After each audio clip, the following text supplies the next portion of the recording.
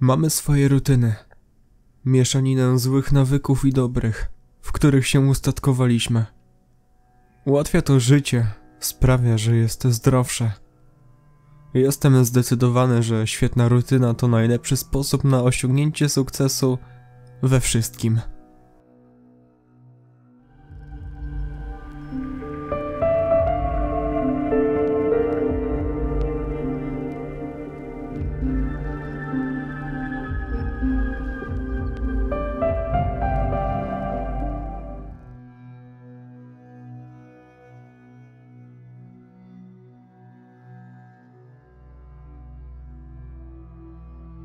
Jedynym problemem jest to, że trudno jest porzucić rutynę. Walczę, żeby przestać robić to samo. Śniadanie przed pracą, rozmawiać z tym samym baristą w kawiarni i iść tą samą ścieżką przez las w drodze do obozu leśników.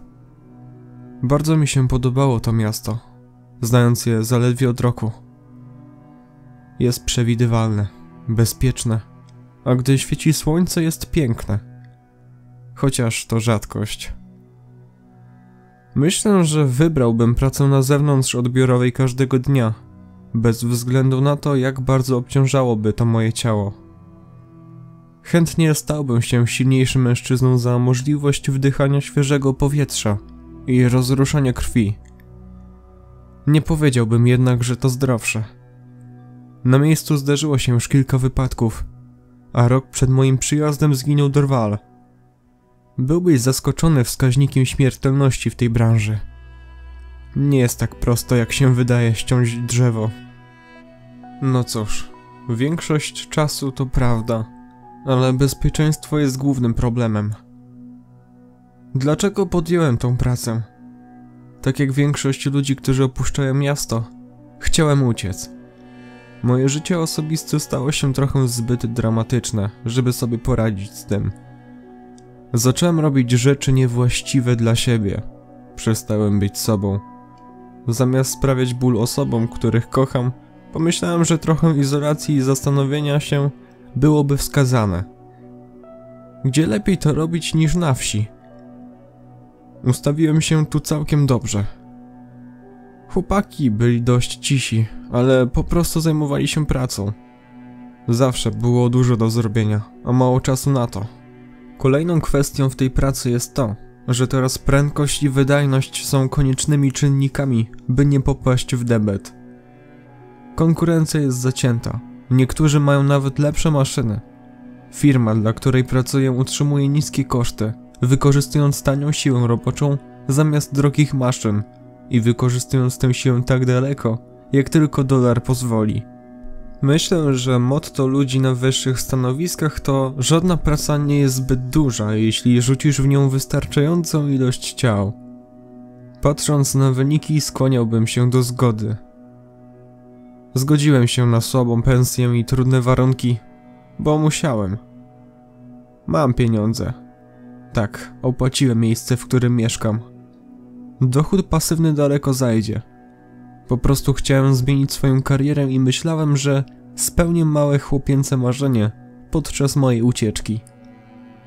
Jak już powiedziałem, zawsze chodziłem tą samą drogą do pracy.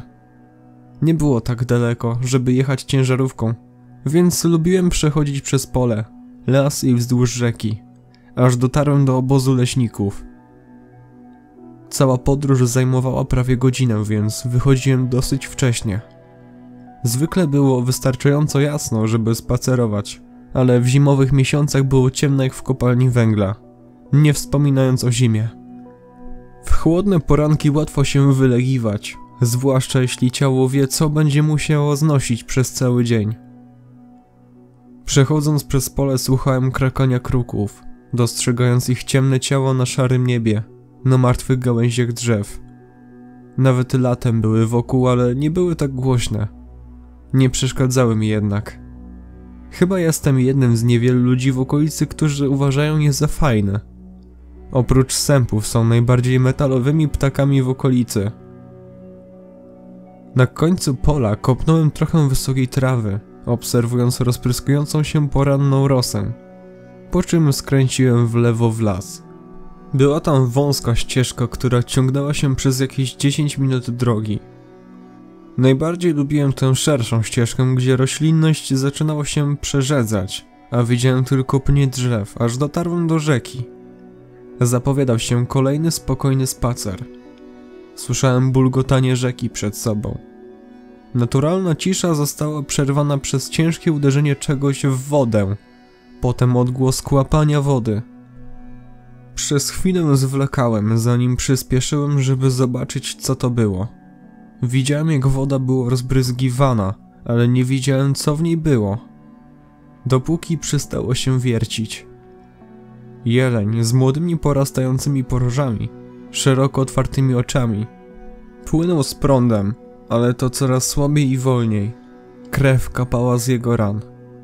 Nie widziałem go wystarczająco wyraźnie, żeby oszacować zakres obrażeń, ale widziałem jego mięśnie szyi. Widziałem porwaną skórę wzdłuż jego boku. Był okaleczony, ale nie wyglądał na to, że został naturalnie rozerwany przez niedźwiedzia czy wilka, albo cokolwiek innego. Widziałem wiele zmartwych zwierząt przez cały rok, ale niczego takiego jak to.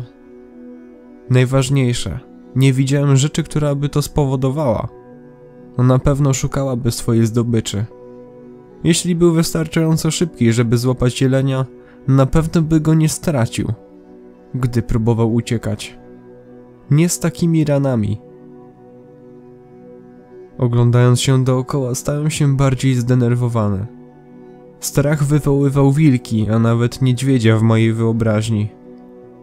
Jednak bardziej irytowało mnie to, że ich nie widziałem. Wiercenie wody się skończyło. Słyszałem miękki, pusty dźwięk poroży jelenia uderzającego o kilka wystających z wody kamieni. Docierając do obozu leśników, moje myśli wciąż skupiały się na tym, co zobaczyłem. Dźwięk maszyn, topór uderzający w kłody, odwróciły mnie od tego. Nie byłem ekspertem od zwierząt. Byłem człowiekiem zatrudnionym do wycinki drzew i przygotowania drewna opałowego. Głównie drewna opałowego w moim przypadku. Więc zaangażowałem się w tą pracę. Powoli zacząłem się rozgrzewać, zanim wziąłem się za robotę. Dźwięk rozcinanego kawałka drewna nigdy nie mija. Kiedy robiliśmy przerwy w obozie, były one głównie nieformalne. Wszyscy mieliśmy pracę do zrobienia i dopóki ją robiliśmy, mogliśmy przerwać na chwilę czy coś zjeść, kiedy chcieliśmy. Skończyłem rozmowę z gościem o imieniu Isaac. Zwykle robiliśmy przerwy o podobnej porze, więc często kończyliśmy zjedzenie posiłku razem. Isaac był najbliższym przyjacielem, jakiego tam miałem. Byliśmy głównie cisi. Nawet jedzenie czasami sprawiało trudności. Ale kiedy rozmawialiśmy, było o telewizji. Nie miałem wątpliwości, że Isaac miał w życiu ciekawsze sprawy niż to, co widział w telewizji. Ale po prostu uważał, że telewizja jest dużo bardziej wartościowa. Pszczoły umierają, powiedział. Naprawdę? Odpowiedziałem. Tak, nie będzie już pszczół za kilka lat. Ile lat? Nie pamiętam dokładnie, ale czy pamiętasz, kiedy ostatnio widziałeś pszczołę? Myślę, że widziałem kilka wiosną. Pewnie już nie żyją. Pewnie. Wydusiłem z siebie. Chciałem zmienić temat i przychodziło mi na myśl tylko jedno. Wiesz, co jeszcze jest martwe? Opowiedziałem mu o tym, co zobaczyłem podczas spaceru. Myślę, że słuchał tylko częściowo. Martwe jelenie nie były niczym nadzwyczajnym. To, co zwróciło jego uwagę, to fakt, że nie widziałem niczego. Wilk nie pozwoli mu uciec, powiedział Isaac z przekonaniem, jakby to była oczywista oczywistość. Jeśli uciekł, znajdzie go później. Wie, kiedy jego zdobycz jest ranna. Jeleń z pewnością zatonie i wilk się nim zajmie. Myślisz, że to był wilk? Cóż jeszcze? Wilki są jedynymi istotami w okolicy, które mogą polować na jelenie. Racja, to były poważne rany. A niedźwiedź? Tutaj nie ma niedźwiedzi. Co masz na myśli, że nie ma niedźwiedzi? Serio? Myślałem... Tutaj nie ma niedźwiedzi. Nie chciałem kłócić się z kimś, kto wie więcej ode mnie, niezależnie od tego, jak trudno mi było uwierzyć w to, co mówił. Uważałem się za szczęściarza, że ich nie spotkałem. Nie boję się wilków, zazwyczaj noszę broń. Wilki potrafią być dosyć płochliwe, jeśli wiesz, jak się zachować, nie mówiąc o strzelaniu. Czułem się wystarczająco komfortowo, żeby wrócić spokojnie do domu. Dotarłem bez żadnego incydentu. Jednak nie widziałem jelenia. Tamtego wieczoru usiadłem, by obejrzeć jeden z kanałów, które lubił Isaac. Kanał z poradami Do It Yourself. Niesamowite, jak szybko można się zatracić w oglądaniu, jak ktoś składa kuferek. Miałem już dosyć natury na ten dzień, więc oglądanie dokumentu o zwierzętach nie wchodziło w grę. Ból w moim lewym ramieniu nasilał się, ale rano już minął. Stara, dobra rutyna. Zanim poszedłem spać, dostałem telefon od mojej żony Lary. Zazwyczaj dzwoniła w ciągu dnia, ale odbiór był kiepski na obozie leśników, więc nigdy nie odbierałem. Mam też to do siebie, że rzadko sprawdzam historię połączeń i czasami, gdy już to zrobię, nie zwracam uwagi na oddzwanianie. Chyba nawet z daleka sprawiam ból bliskim. O co chodzi? Zapytałem z lekkim tonem. Chryste, chciałem tylko usłyszeć twój głos. Odburknęła. Minęły 3 dni. Miała rację. Nie miałem riposty, więc skończyło się na milczeniu. Mówiłam, że chcę usłyszeć twój głos, a ty milczysz. Szepnęła Lara. Jak się masz? Możesz mi powiedzieć? Jest w porządku. Dobra. Więcej ciszy. Miałem otwarte usta, ale gardło było jakby zaciśnięte. Nic nie mogło wyjść, nawet cichy pisk. Strasznie mi cię brakuje, wiesz? Powiedziała Lara. Nawet tęsknię za masowaniem twoich ramion po pracy. Wydałem cichy wydech śmiechu. Pewnie teraz masz ramiona jak skała, powiedziała Lara. Słychać było w jej głosie uśmiech. Powiedz coś, głupi draniu. Ona się zaśmiała, a ja odpowiedziałem niskim śmiechem. Uśmiechałem się, nie mogłem się powstrzymać. Nienawidziłem tego, co jej sprawiam, ale też nie czułem się dobrze w jej obecności. Lubiłem jej towarzystwo, ale po prostu czułem się, jakbym tam nie pasował. Wygląda na to, że rok refleksji niczego mnie nie nauczył. Zdecydowałem się spróbować, bez względu na to, jak się czułem. Tak, całe ciało mnie boli właściwie. Odpowiedziałem jej. Nie dziwię się. Dziwny dzień też. Opowiedz mi o tym. Słucham. Następnego dnia chodziłem z pewnym animuszem. Nawet nie pamiętam pola czy wron. Po prostu wsunąłem się w las. Myśli buzowały mi w głowie, przewijając rozmowę z Larą. Chmury były trochę ciemniejsze. Mgła trochę gęstsza. Ale widziałem góry i drzewa. To mi wystarczyło. Ścieżka się rozjaśniła. Musiałem przejść przez jakieś ochłodzenie. Poczułem, jak całe ciepło zniknęło. To mogło być zimne powietrze. Może jakiś silny wiatr. Albo może po prostu nie zauważyłem. Im więcej o tym myślę, tym mniej wierzę w te wszystkie powody.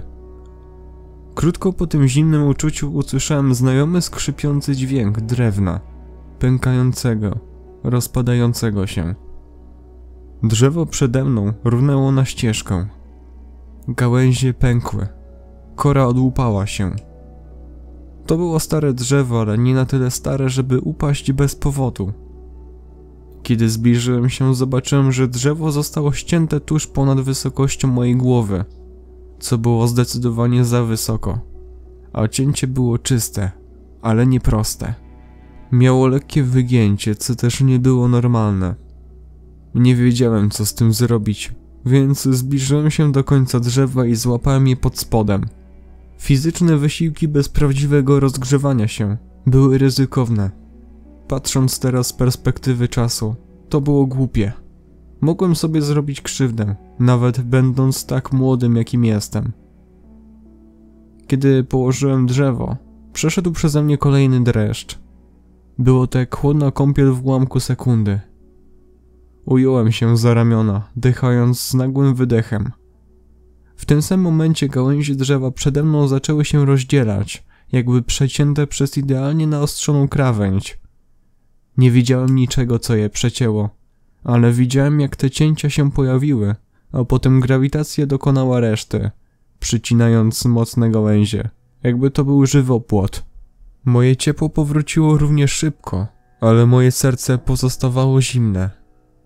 Zacząłem boleśnie odczuwać swoje otoczenie, czując to samo, co ktoś, kto ma poczucie, że ktoś mu patrzy przez ramię.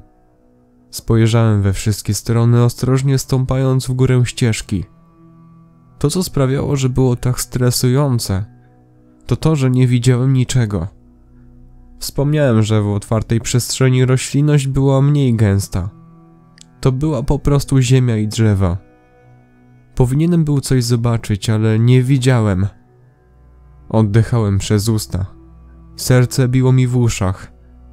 Do momentu, aż dotarłem do rzeki. Bałem się, ale nie wiedziałem, czego się bać. Czułem się zagrożony, ale co mogło mi zrobić krzywdę? Co mogło to zrobić drzewom i sprawić, że poczułem to zimno, zanim to się stało? Dźwięk rzeki wypełnił mi uszy. Nie słyszałem żadnych pluszczących dźwięków, ale i tak było głośno. Dosięgnął mnie kolejny chłód. Obawiałem się najgorszego. Przewróciłem się, lądując w wodzie. Cholera!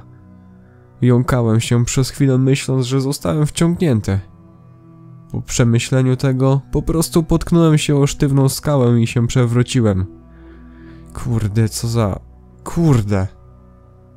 Byłem przemoczony od stóp do głów, ale nadal czułem się cieplej niż sekundę wcześniej. Spojrzałem w las.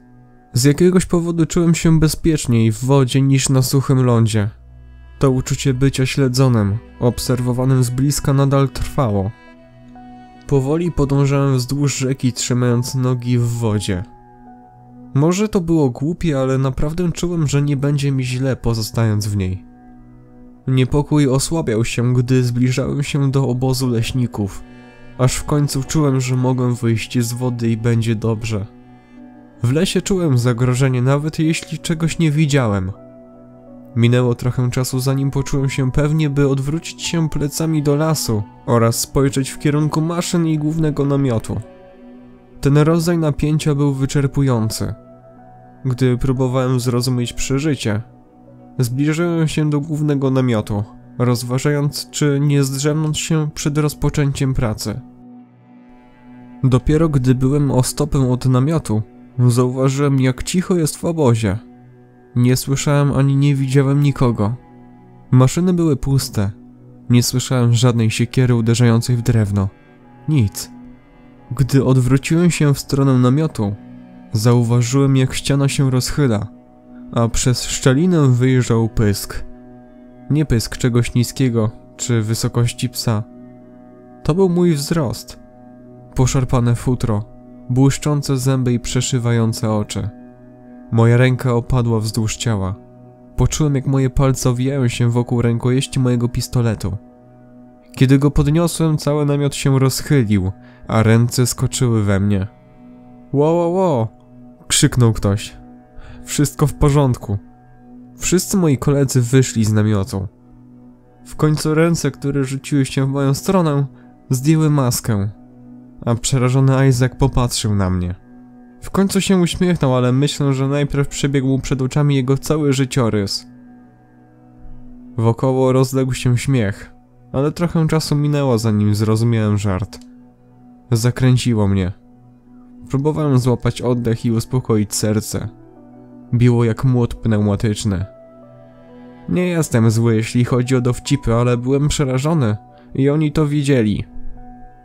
Zostawałem zasypywany różnymi pytaniami, skąd tak długo idę do pracy i dlaczego jestem przemoczony. To były pytania, na które znałem odpowiedź, ale potem Isaac spojrzał na moje policzki. Skąd masz tę ranę? Zapytał. Krwawisz jak wcięta świnia. Dotknięcie lewej strony mojej twarzy nagrodziło mnie krwawymi palcami. Skaleczyłem się nie tylko wzdłuż policzka, ale także przez ucho. Nie zauważyłem tego przez zimno, ale po wyschnięciu rana piekła przez cały dzień, szczególnie wokół ucha. Podczas gdy się tym zajmowałem, Isaac opowiedział mi, jak wspominał moje spotkanie z martwym jeleniem innym facetom, a jeden wymyślił ten żart, widząc, że ma maskę wilkołaka. Tylko raz mógł ją wykorzystać na Halloween, więc nie chciał przegapić okazji, rozumiesz? Wytłumaczył Isaac. Myślałem jednak, żeby ją założyć, na wypadek gdybyś chciał kogoś uderzyć, to przynajmniej ja byłem. Nie wiedziałem tylko, że masz ukrytą broń. Żart wystarczył, aby inni poczuli satysfakcję i mogli kontynuować swój dzień. Mi to nie przeszkadzało, mało mnie to obchodziło. Wszystko, czego chciałem od niego, to podwiezienie do domu, bo nie chciałem iść pieszo. Tak bardzo chciałem się dostać do domu, że gdy skończyła się praca, czekałem właśnie przy najbliższym odcinku rzeki, gdzie stał jego samochód. Gdy wsiadłem na swoje miejsce, podjąłem decyzję. Wszystko może cię spotkać, a nie wiesz kiedy. Jeśli nie docenisz tego, co masz, możesz to stracić. Nie chciałem umrzeć z naszym związkiem z Larą na krawędzi, izolując się, podsycając moje lęki, zaniedbując ją. Stałbym się tylko tym złym wspomnieniem, a jeśli nadeszło cokolwiek po, czułbym tylko żal. Jestem teraz w domu. Teraz jesteśmy lepsi. Ja jestem lepszy. Staram się dzień po dniu. Jednak gdy jestem sam w miejscu odosobnionym, czuję to. Moje kolana uginają się, gotowe do schowania się lub ucieczki. To mogłoby być tutaj. Zraniło mnie. Widziało, jak krwawię. Być może miało mój zapach. Nie wiem, ale są chwile, gdy jestem po prostu przerażony. Nie mogę przestać zaglądać przez ramię, żeby ujrzeć stworzenie, które mnie śledziło.